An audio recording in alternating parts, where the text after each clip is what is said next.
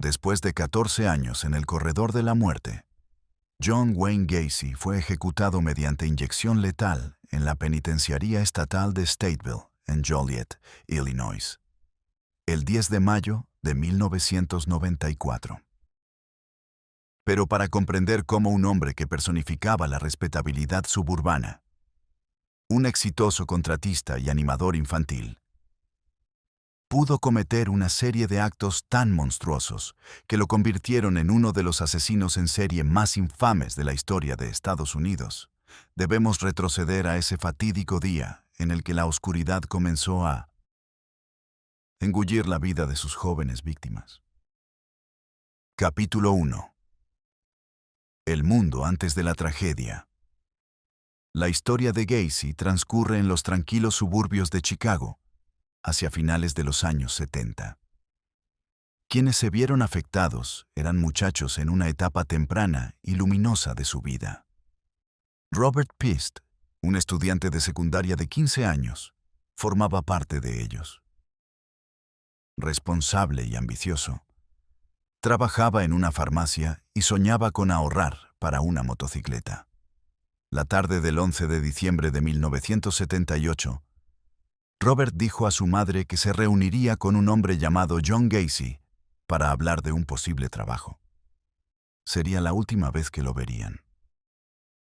John Wayne Gacy, nacido en 1942, tuvo una infancia difícil con un padre alcohólico y abusivo.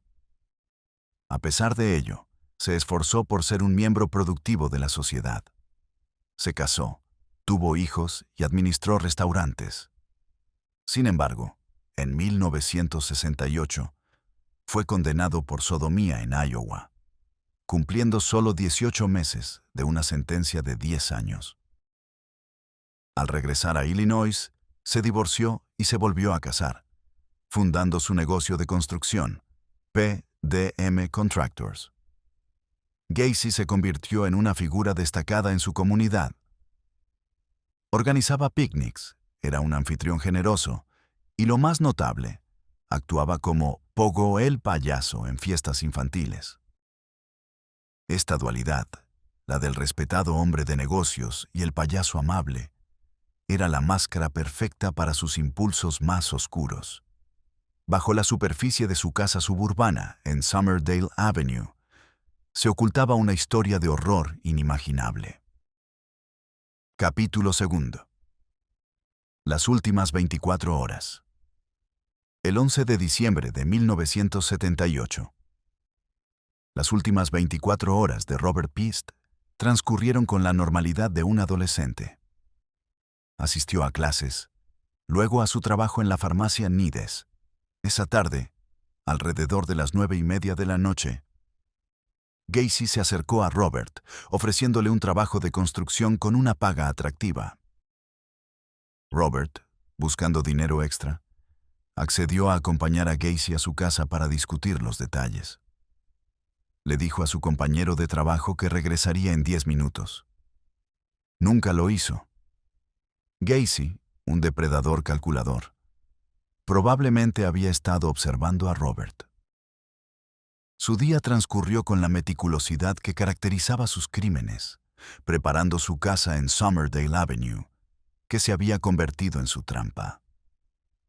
La promesa de un trabajo fácil era su cebo habitual. Las últimas horas de Robert transcurrieron en una ignorancia dichosa, mientras Gacy anticipaba retorcidamente su próximo acto violento. Capítulo 3. El crimen. Alrededor de las 9:45 de la noche del 11 de diciembre de 1978, Gacy llevó a Robert Pist a su casa. Con el pretexto de mostrarle herramientas en el sótano, Gacy atrajo a Robert a su trampa. Se cree que Gacy lo agredió sexualmente antes de estrangularlo hasta la muerte. El acto fue rápido y despiadado. Después del asesinato, Gacy envolvió el cuerpo en plástico y lo escondió en el espacio de arrastre, crawl space, debajo de su casa, rociándolo con cal para acelerar la descomposición. Luego, limpió meticulosamente la casa. Cuando la policía visitó la casa días después, notaron un olor peculiar que Gacy atribuyó a una inundación. Sin embargo, lo que encontrarían más tarde sería una pesadilla. Bajo las tablas del suelo, yacían los cuerpos de jóvenes, apilados y envueltos en plástico. El hedor era abrumador. La casa suburbana, símbolo de tranquilidad, se había transformado en un monumento a la maldad, un macabro cementerio. Capítulo 4. La casa del asesino. La desaparición de Robert Piest fue tomada en serio por sus padres. Su madre alertó a la policía de Des Plaines, mencionando a John Gacy. El sargento Joseph Kosenchak dirigió la investigación. Rápidamente, el compañero de trabajo de Robert confirmó que Gacy se lo había llevado. La policía descubrió la condena por sodomía de Gacy en Iowa, lo que levantó sospechas. El 12 de diciembre, Gacy negó haber conocido a Robert, pero su coartada se desmoronó. La policía comenzó una vigilancia discreta, notando el olor peculiar que emanaba de su propiedad. El 13 de diciembre, una orden de registro reveló objetos sospechosos en su casa, pero no el cuerpo de Robert. Bajo una intensa presión, Gacy fue interrogado de nuevo el 20 de diciembre.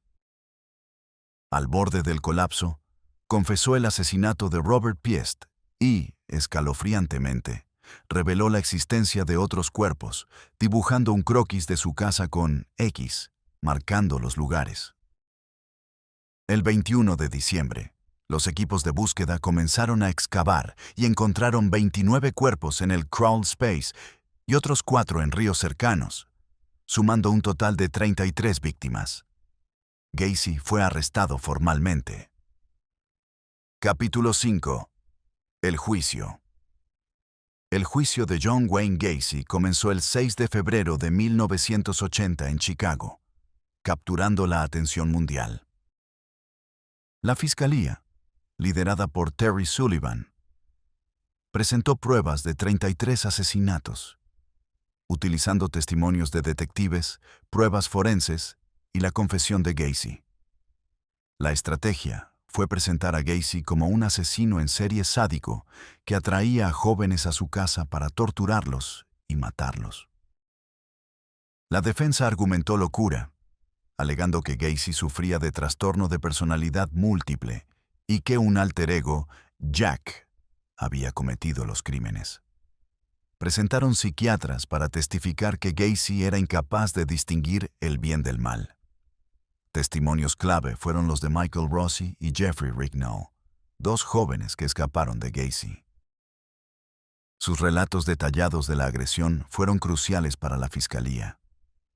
Gacy testificó, pero su intento de parecer confundido y enfermo no convenció al jurado.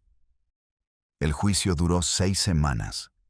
El jurado deliberó menos de 2 horas y el 13 de marzo de 1980 lo declaró culpable de 33 cargos de asesinato. Gacy no mostró emoción. El 14 de marzo fue sentenciado a la pena de muerte por 12 asesinatos y a cadena perpetua por los 21 restantes. Capítulo 6. El corredor de la muerte. Tras su condena, Gacy pasó 14 años en la prisión de Stateville, presentando múltiples apelaciones que argumentaban una defensa legal incompetente y su estado mental. Sin embargo, todas fueron rechazadas por los tribunales, que consideraron el juicio justo y las pruebas abrumadoras. Durante sus años en el corredor de la muerte, Gacy se dedicó a pintar, a menudo autorretratos de Pogo el payaso, que se volvieron objetos de colección. También concedió entrevistas y escribió cartas, manteniendo su negación o minimizando sus crímenes, un patrón típico de los psicópatas. Sus últimos años se caracterizaron por esta persistente negación mientras la justicia se acercaba. Capítulo 7. El último día. El 10 de mayo de 1994, Las últimas 24 horas de John Wayne Gacy comenzaron. Tras ser trasladado a una celda de espera, pasó el día en calma. Para su última comida, Gacy solicitó camarones fritos, pollo frito, papas fritas, fresas frescas y una Coca-Cola dietética. Comió solo, con un aplomo inquietante. Recibió visitas de sus abogados, cuyas últimas apelaciones fueron denegadas, y una breve llamada con su hermana. No hubo arrepentimiento público. A la medianoche, Gacy fue llevado a la cámara de ejecución. A las 12:58 de la mañana, fue atado a una camilla. Entre los testigos estaban miembros de las familias de las víctimas y periodistas. Las últimas palabras oficiales de Gacy fueron: «Bésame el culo». A la 1 de la mañana, la inyección letal comenzó. Hubo una breve interrupción en el flujo de los químicos, pero fue corregida. A la 1:03 de la mañana, la respiración de Gacy se detuvo. A la 1:07 de la mañana del 10 de mayo de 1994, John Wayne Gacy fue declarado muerto, a la edad de 52 años. El payaso asesino había exhalado su último aliento. Epílogo. El legado de la tragedia. La ejecución de Gacy fue un alivio para muchas familias. Marge Pist, madre de Robert Pist, dijo: «Esto no traerá a Robert de vuelta». Pero finalmente, John Gacy no podrá lastimar a nadie más. El caso de Gacy dejó una marca imborrable, cambiando la percepción de la seguridad suburbana. La imagen del payaso asesino se convirtió en un arquetipo del terror. El caso impulsó mejoras en las técnicas forenses y en la investigación de personas desaparecidas, destacando la importancia de tomar en serio cada pista. La historia de Gacy planteó preguntas profundas sobre la naturaleza del mal y la psicología de los asesinos en serie. Aunque Gacy fue ejecutado, las discusiones sobre la pena de muerte y la reforma judicial persistieron. El legado de John Wayne Gacy es un recordatorio sombrío de la fragilidad de la vida y la oscuridad que puede residir en el corazón humano. Una historia de víctimas inocentes y el trauma de las familias. Su nombre sigue siendo sinónimo de horror, un estudio de advertencia sobre los peligros ocultos. ¿Qué opinas? ¿Se ha hecho justicia?